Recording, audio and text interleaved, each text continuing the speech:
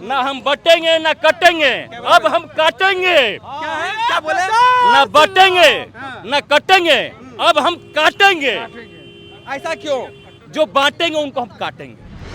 जो राम का नहीं किसी काम का नहीं, मतलब सिर्फ हिंदुत्व के लिए बात करते हैं। मुस्लिम भी तो है और भी कौन तो है? सब तो उसी से निकला है, सब तो उसी से निकला है, सब उसी से निकला है। अपने पत्रकार है, दिल से पूछिएगा, पाकिस्तान, बांग्लादेश कितना कितना परसेंट हिंदू थे वहाँ, आज कितना परसेंट है? ये नारा सही है। आप अपने दिल से पूछिएगा, पत्रकार हैं। योगी जी आज ये भी बोले कि जो राम का नहीं किसी काम का नहीं, मतलब सिर्फ एक नहीं है, किस काम का? आप सनातन के किस काम का? चावलों पे धर्म बेच दे रहे हैं आप। मैं माननीय मुख्यमंत्री श्री हेमंत सोरेन जी से पूछना चाहता हूँ कि जिन्होंने कहा था कि झारखंड मेरी लाश पर बनेगा, आपने उसको गठबंधन में रख लिया है। बोका चौदह समझते हैं क्या?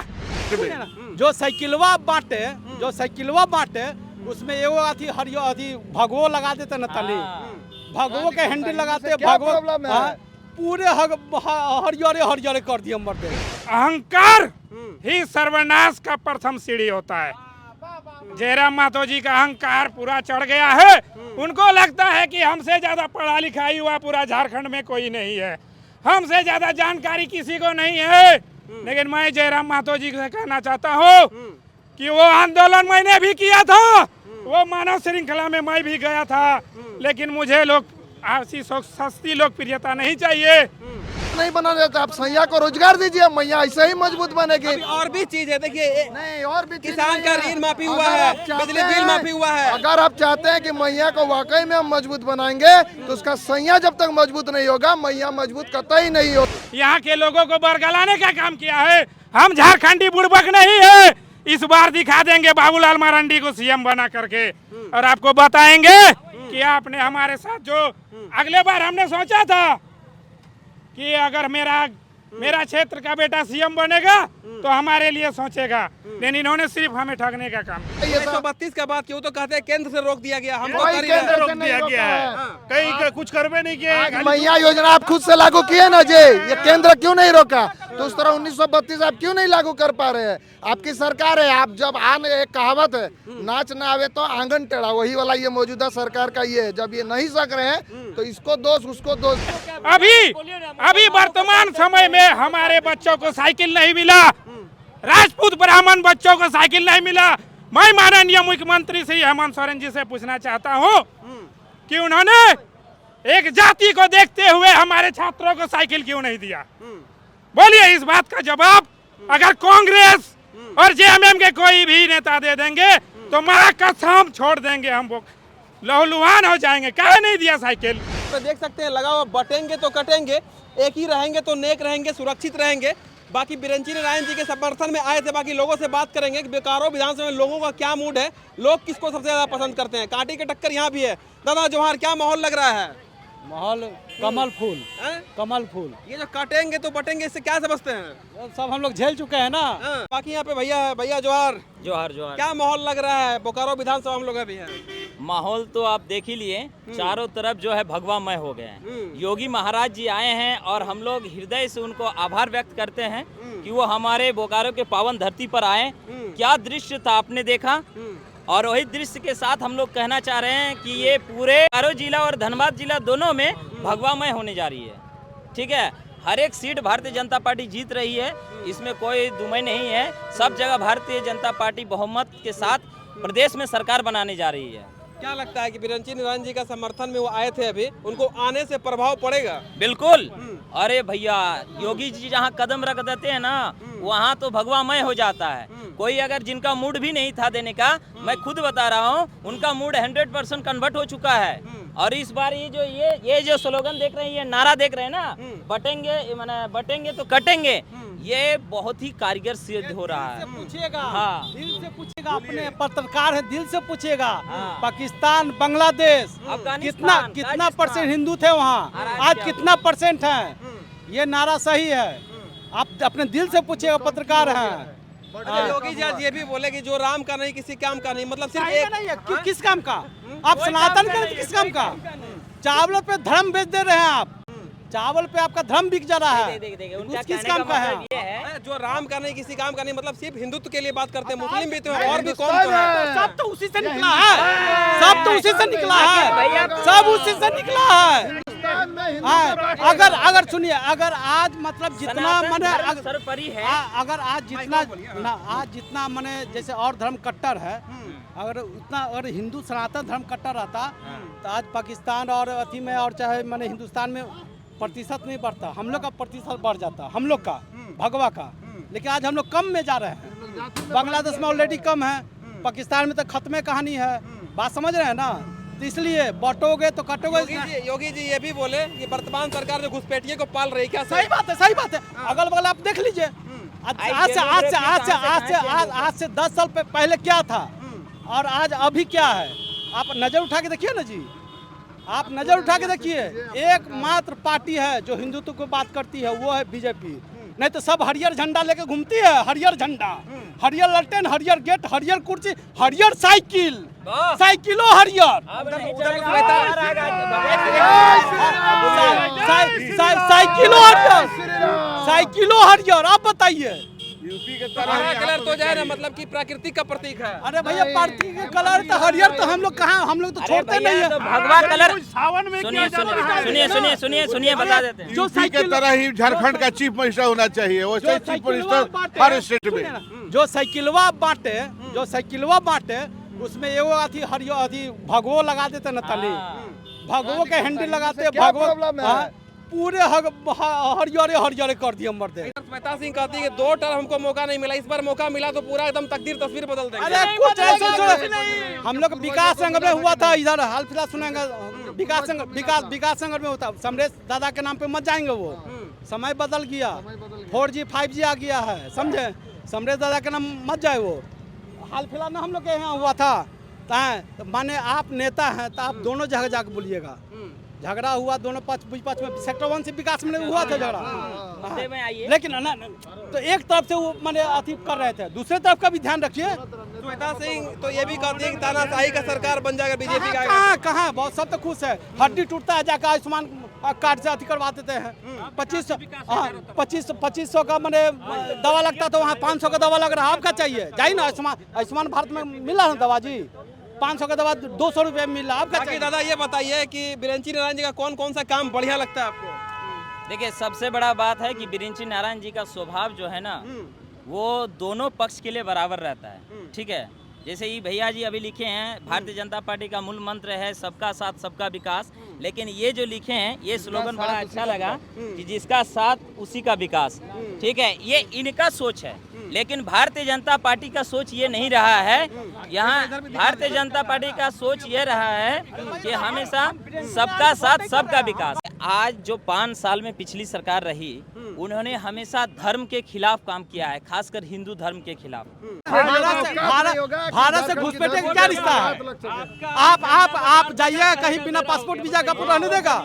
धर्मशाला ये नहीं है, धर्मशाला ये नहीं ना है जी, धर्मशाला तो ये नहीं है, धर्मशाला ये नहीं है। हम ये लिख के आए हैं, आप भी चलो कांग्रेस की राह, जिसके साथ उसी का विकास। जिस तरह कांग्रेस जो है ना तुष्टीकरण करते हुए आज लोगों को हिंदू को बांट करके चल रही है, ठीक है। आज जिस तरह वो लोग कांग्रेस वक्फ बोर्ड के नाम पर पूरा हिंदुस्तान का 10 लाख एकड़ जमीन जो है लोगों को दे दिया। वक्फ बोर्ड क्या है? जहाँ झंडा गाड़ दे, जहाँ आकर 2 मौलवी दाढ़ी वाला बोल दे कि ये जमीन वक्फ की है, उनकी हो जाएगी, आप कहीं नहीं जा सकते हैं। एक कौन सा नियम है भैया? बाकी इस साइड जो ये सबको बांटा गया है, इस पर क्या कहेंगे? इसके बारे में हम बोलेंगे ना, हम बटेंगे ना कटेंगे, अब हम काटेंगे। क्या बोले? ना बटेंगे ना कटेंगे, अब हम काटेंगे। ऐसा क्यों? जो बांटेंगे उनको हम काटेंगे। कौन बांट रहा है? कौन बांट रहा है? हम किसी नहीं, हम कांग्रेस हटाओ, देश बचाओ। झारखंड की बात कर रहे हैं, हम भारत की बात कर रहे हैं, रुकिए हम भारत की बात कर रहे हैं। भारत से कांग्रेस को हटाइए, देश बचाइए। इस साले क्या किए? पाकिस्तान बांटे, बांग्लादेश बांटे, कश्मीर बांटे, अब एक और टुकड़ा करना चाहते हैं। अब ना हम बांटेंगे ना काटेंगे, अब हम काटेंगे। जो बांटेंगे उनको काटेंगे। बस बिरंची नारायण जी का कौन कौन सा काम आपको बढ़िया लगता है? सब काम उसका अच्छा है। बस देखिए, कौन सा काम किया? छोटा भाई है, वो सब काम उसका अच्छा उल्टा है। सवाल पूछे, नारायण पे क्यों जाते हैं आप? सुनिए, हेलो, उनका एयरपोर्ट, उनका टाउन हॉल, उनका अभी जो गरगा पुल में इंजीनियरिंग की थी, MBBS हॉस्पिटल खुल रहा है उसका, उसके बाद बोकारो और चास को जोड़ने वाला में हर जगह पुल बना दिए हैं उसका, बहुत सारा काम विकास का किए। विस्थापित क्षेत्र में रोड का समस्या था, आज देखिए विस्थापित क्षेत्र में जाइए कहीं रोड का समस्या नहीं है। दादा जोहार, हाँ, क्या जोहार। माहौल लग रहा है? देखिए बोकारो विधानसभा, एक से बोकारो विधानसभा में 3-3 प्रत्याशी है, पूरा सब रेस में है, क्या माहौल लग रहा है? माहौल यही लग रहा है, बोकारो पहले भी भगवामय था और 2024 में भी भगवामय होगा। इसलिए क्योंकि जो भी विधायक आते हैं वो अपना योजना, अपना जो फंड होता है उसको खर्चा नहीं कर पाते हैं, लेकिन जो मौजूदा वर्तमान विधायक है वो बड़े बड़े योजनाओं को लाके, आज आप बोकारो की धरती पे देख सकते हैं, बड़े बड़े पुल, मेडिकल कॉलेज, जो भी है बड़े बड़े योजना। उनका एक सपना है कि हमारा बोकारो सिर्फ बोकारो जिला नहीं होगा, बल्कि हमारे बोकारो में जो राजधानी में सुविधा है, जो उच्च स्तरीय सुविधा राजधानी में है, वो हमारे बोकारो वासियों को भी मिलेगा। हमारा बोकारो सिर्फ बोकारो जिला नहीं रहेगा। वर्तमान सरकार देखिए ना, मैया सम्मान योजना 1000 रुपया खटा खट जा रहा है, इस पर क्या कहिएगा? मैं यही बोलूंगा कि वर्तमान सरकार को मैया की इतना ही चिंता थी तो चुनाव के टाइम में उनको मैया को क्यों दिखा? 5 साल पहले वो मैया का ध्यान नहीं आया था, और मैया को 1000 देके उस सैया को गुलाम बनाना चाहते हैं। सैया को मजबूत कीजिए, मैया अपने आप मजबूत होगी।